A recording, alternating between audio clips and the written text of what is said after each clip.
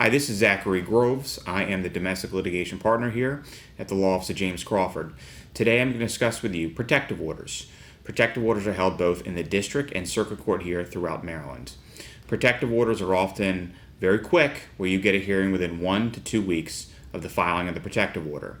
Today I'm going to walk you through what a basic protective order looks like, the pleadings, and what you need to look at on your protective order, which are important dates or pieces of information you need to know if you have a protective order coming up. I'm going to first start with the petition for protective form, which initiates or begins any type of protective order matter. As you can see here, this is the form that any petitioner who is bringing the protective order fills out. Read it very carefully, as this forms the basis of any protective order case. It begins with determining the nature of the relationship between the parties. It moves on to who is seeking relief in number 2. And within number 2, it talks about the basis of the allegations. This is really important.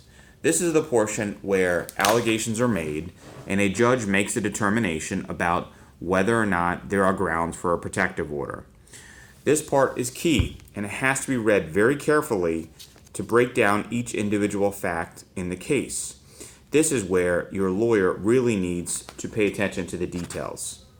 As you move forward down the protective order form, you will see that it indicates whether or not children are to be included as part of the protective order. And on the second page, there is additional blank information which allows the petitioner to continue onto his or her story. The third page of the document goes into greater detail as it relates to how long you've lived together, whether there's any cases pending, and ultimately what relief they are seeking. The third and final page talks about additional relief, including whether you are to be vacated from the marital home, whether you may be required to pay any type of monies to the other side, whether custody be awarded, and whether or not there's any additional information about your actual resources. Again, the contents of this document cannot be underestimated. The basis of any protective order begins and starts with the contents of this petition. Now, the second document I'm going to talk about very briefly is the protective order form. Now, in the event a protective order, at least temporarily, is granted, you will receive a temporary protective order document. The first thing that you need to look at on the second page talks about your next court date. This is imperative, as you need to make sure you're familiar and aware and have met with counsel prior to this hearing date to be properly prepared. Generally, it is located on paragraph 6, which it talks about the date, time, and location of the court appearance. Make sure you have a highlighted section of that so that you're clear.